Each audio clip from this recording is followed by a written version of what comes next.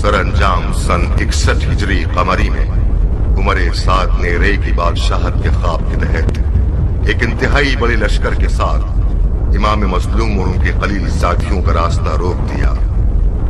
तारीख की गवाही के मुताबिक सन 61 हिजरी की 10 मुहर्रमुल हराम को वाक़या आशूरा वक़ू पजीर हुआ और एक गैर बराबर जंग में इमाम मजलूम और उनके साथी शहीद कर दिए गए।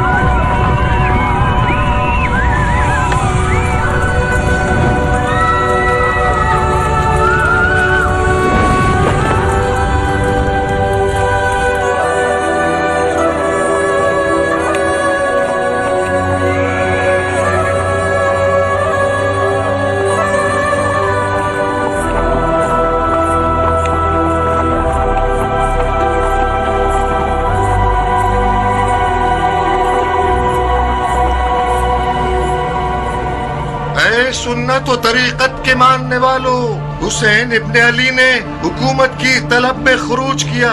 खलीफा के दुश्मन और कुदरत के प्यासे थे, अदलो इंसाफ से मारे गए, उनका माल लूट लिया गया, उनके अहले बैत को असीर कर लिया गया ताकि उन लोगों के लिए इबरत हो जाए जो बैत तोड़कर खलीफा के खिलाफ जसारत करें। खुदा अमीरुल मोमिनीन यजीद का हाफिज है।